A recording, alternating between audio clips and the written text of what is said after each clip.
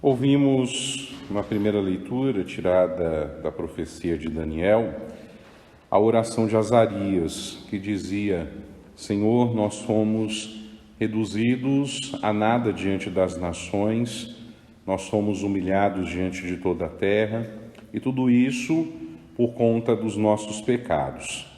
Entretanto, Senhor, que a contrição do nosso coração, a humilhação do nosso espírito, nos permitam achar bom acolhimento junto de vós, nos permitam achar perdão junto de vós, ó Senhor. Durante a Quaresma, a Igreja faz sua essa oração de Azarias, porque também nós, que somos a Igreja, com muita humildade reconhecemos as nossas culpas.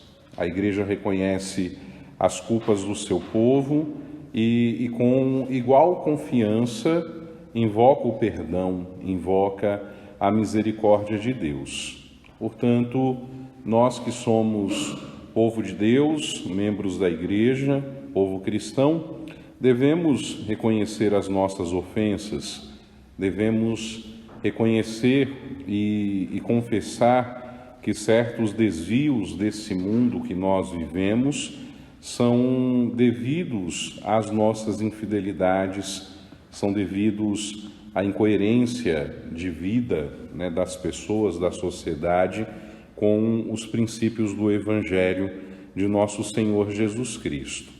E como Azarias faz essa oração em nome de todo o povo de Israel, nós também devemos nos humilhar individualmente e coletivamente, dirigir ao Senhor nossas preces, implorando o seu perdão, procurar o sacramento da reconciliação, porque este é um tempo próprio para celebrar a misericórdia de Deus, e aceitar com humildade, em espírito de expiação, as consequências das nossas próprias culpas, as consequências dos nossos pecados, seja do ponto de vista pessoal, individual, ou do ponto de vista social. E ao mesmo tempo em que a gente faz isso, cria consciência das nossas culpas, depois de ter implorado de Deus o perdão, nós voltamos-nos também para Ele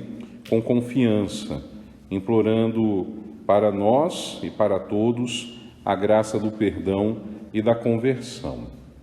A oração de Azarias que escutamos é uma grande inspiração, inclusive para aquilo que celebramos, porque na liturgia da Santa Missa, em momentos pontuais, em todo o rito, nós pedimos perdão a Deus, não só pelos nossos pecados pessoais, mas pelo pecado de todo o povo. E quando a gente faz esse movimento de pedir perdão, ao mesmo tempo a gente está exercendo uma virtude muito preciosa que a gente tem que cuidar para não fugir da nossa vida, que é a virtude da humildade.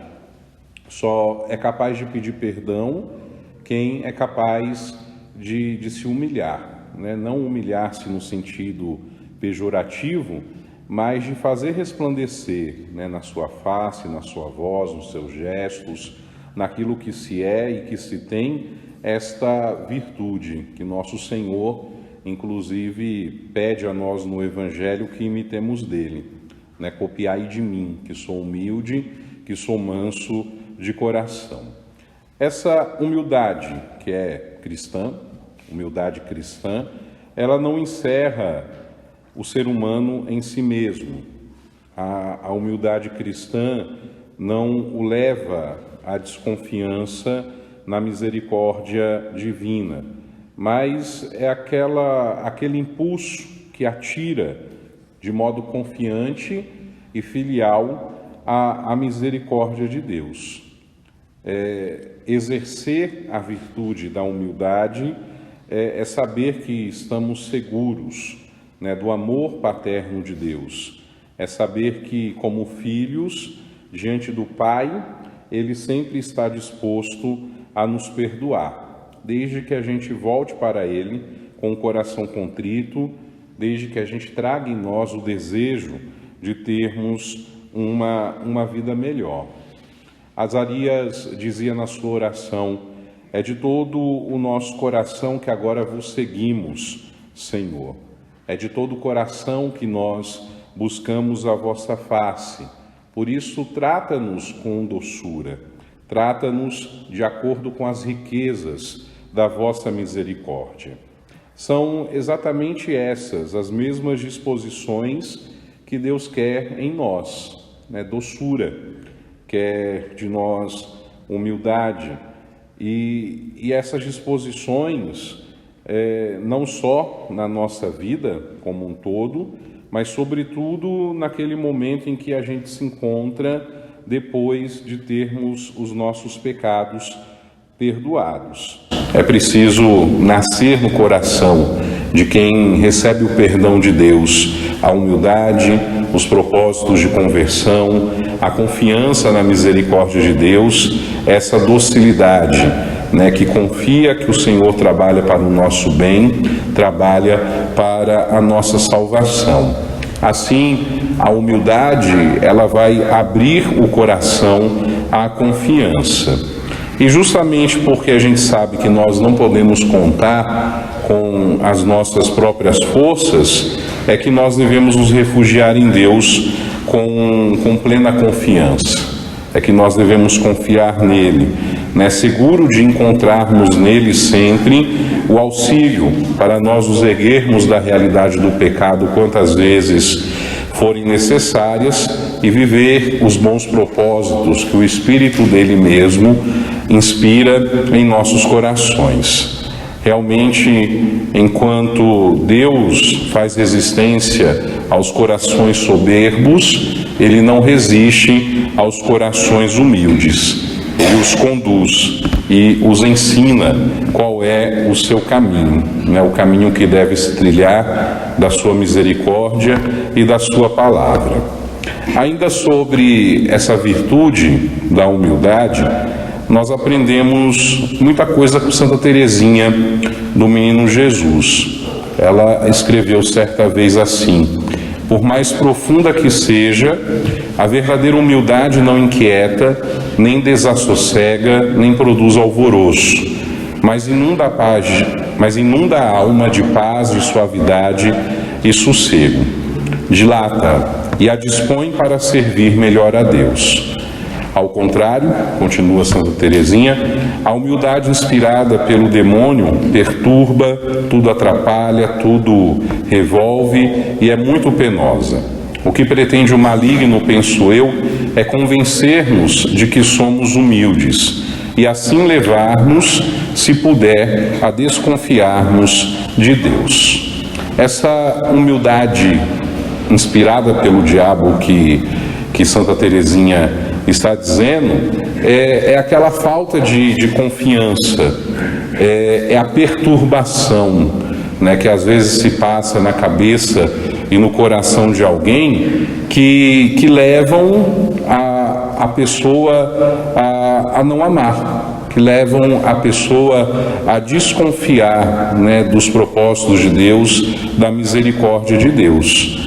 E o objetivo do diabo é justamente o de nos afastar do caminho de Deus.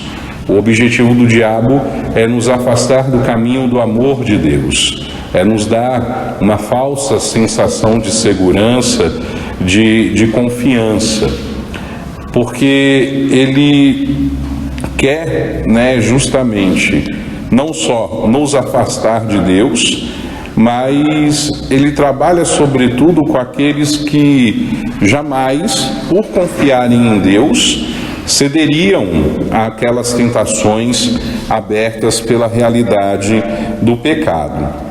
E nesse caso, cumpre reagir recordando, ainda como Santa Teresinha nos ensina: o que ofende a Jesus, o que fere o coração de Jesus é a falta de confiança. Em outras palavras, alguém pode até estar bem ciente da sua realidade de pecador. Mas se continuar confiando em Deus, o pecado, embora ofenda o coração de Deus, não ofenderá tanto como a manifestação da falta de confiança nele. O que ofende a Jesus, o que lhe fere o coração, é a falta de confiança. E um pecador, para buscar perdão, ele precisa no mínimo ter confiança de que Deus vai lhe perdoar. Aqueles que já entregaram os pontos e entregaram-se à realidade de pecado de modo consciente, conscientemente também estão bem cientes de que estão a ofender o Senhor, porque não depositam mais nele a confiança, não depositam mais nele a esperança. Essa desconfiança na misericórdia de Deus, mesmo após as graves quedas, ela não é sinal da verdadeira humildade, mas é sinal de um orgulho disfarçado, é sinal também da tentação diabólica. O exemplo mais clássico daquele que desconfiou da misericórdia de Deus e tinha em si um orgulho disfarçado e presente na sua vida a tentação diabólica é Judas. Judas, aquele que traiu Jesus. Se ele tivesse sido humilde de verdade, se ele tivesse abraçado a virtude da humildade, em vez de se desesperar diante daquilo que aconteceu por conta do seu orgulho e por ter se deixado levar pelo diabo, ele entregou Jesus, Jesus foi condenado à morte. Judas se desespera e tira a própria vida. Se ele não tivesse se desesperado, ele teria entendido como Pedro, que também traiu o Senhor de modo semelhante, que bastava-lhe pedir perdão e chorar os pecados cometidos. Mas ele escolheu o caminho inverso. A gente tem que fugir dessa realidade que levou Judas ao desespero e sempre lembrar, da atitude de Pedro, que inclusive introduziu o assunto do Evangelho antes dele mesmo precisar pedir perdão pelo pecado que ele cometeu contra o seu Senhor.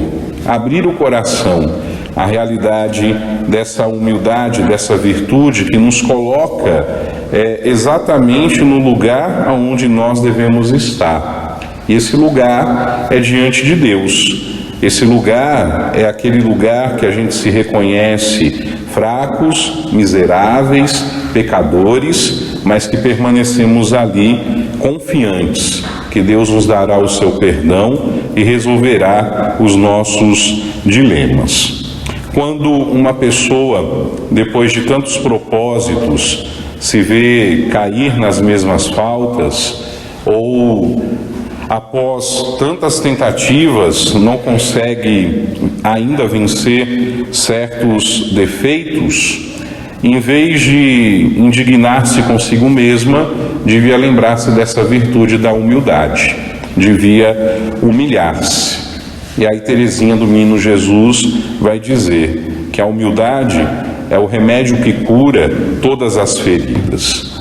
Deus mesmo permite que nós experimentemos a nossa própria fraqueza, não para que a gente se sinta humilhado no sentido pejorativo, mas para que a gente aprenda a virtude de humilhar-se, de conservar a humildade, para que a gente tenha consciência, cada vez mais viva da nossa fraqueza, do nosso pecado, para que a gente deteste em nós aquela segurança cheia de presunção, cheia de orgulho, de egoísmo que pode existir em nós, em nosso coração, e despojando-nos de tudo isso, possamos nos dirigir a Ele com uma maior humildade e uma maior confiança. Essa humildade deve revelar-se também nas relações com o próximo e particularmente na prontidão em perdoar. Aí a gente conclui com a cena do Evangelho que nós ouvimos, que por si só, se bem entendido, já é um grande ensinamento. Um homem pede perdão ao seu patrão de uma dívida, o patrão age com compaixão e essa pessoa tem uma outra pessoa que está lhe devendo uma quantia bem inferior àquela que lhe devia e ele não é capaz de fazer o mesmo, né, de perdoar como o seu patrão havia lhe perdoado. Se a gente pudesse classificar esse personagem do Evangelho diante de como ele procedeu com o seu próximo, com o seu semelhante, a palavra mais acertada é que ele é alguém orgulhoso. Porque o orgulhoso é aquele que dá grande importância a qualquer ofensa, por mínima que ela seja. O orgulhoso é aquele que exige reparação e quando perdoa, não perdoa de coração. Perdoa porque a dívida foi paga como devia ter sido paga na sua cabeça. O humilde, ao contrário, não faz grande caso das ofensas recebidas. Ele perdoa antes mesmo de lhe pedirem perdão. É exatamente o que o patrão do Evangelho, que aqui simboliza Deus na parábola, faz. Embora cobre a dívida, quando o homem diz a ele, eu não tenho como pagar, ele se enche de compaixão e lhe perdoa ali a sua dívida. A gente vai ao confessionário e a gente vai para buscar o perdão de Deus. E a gente tem que ir, claro, para buscar esse perdão, mas já com a certeza de que Deus nos perdoou, antes mesmo da gente chegar ali. Porque Deus é misericórdia, Deus é compaixão, Deus conhece a intenção do nosso coração. Se de fato eu estou disposto a receber perdão, Deus vai derramar sobre a minha vida perdão, porque Ele nos perdoa antes mesmo de nós pedirmos que Ele nos perdoe. E também Ele sabe que se somos necessitados de misericórdia, Ele nos dará misericórdia sem fim também. Da mesma forma, nós devemos agir entre nós. Se eu sei que alguém é necessitado de misericórdia, eu não vou medir esforço para que o meu irmão tenha misericórdia. Eu não vou ficar contando quantas vezes o meu irmão já pecou contra mim, quantas vezes eu já o perdoei. Simplesmente eu vou seguir o exemplo do Cristo. Quantas vezes devo perdoar? Não só 7 vezes, mas até 70 vezes 7, ou seja, sempre. Perdão não tem limite. Perdão é para sempre, assim como o amor de Deus é de sempre e para sempre. Em tudo isso nós verificamos a palavra de Jesus que ouvimos no Evangelho. Se nós perdoarmos aos homens as ofensas que cometeram contra nós, também o Pai Celeste perdoará os nossos pecados. Aliás, é o que pedimos toda vez que rezamos o Pai Nosso. Pedimos não, é o que nos comprometemos a fazer todas as vezes que rezamos o Pai Nosso. Nós pedimos ao Pai que perdoe as nossas ofensas, assim como nós estamos dispostos a perdoar a quem nos tem ofendido. Que o perdão, portanto, tenha lugar no nosso coração, na nossa vida, e que nós possamos seguir sempre o exemplo do Pai do Céu, que perdoa-nos sem limite. Também nós devemos perdoar sem limites, vivendo e crescendo nessa virtude da humildade que devemos abraçar em nossa vida para agradar o Senhor e também para a nossa própria santificação. Que assim Deus nos ajude e nos inspire e que nós possamos caminhar seguros em seu caminho, reconhecendo que somos pecadores necessitados de perdão e sermos sinais também dessa humildade que Ele nos ensina como via de santificação para todos aqueles que dele e do seu Evangelho se aproximam.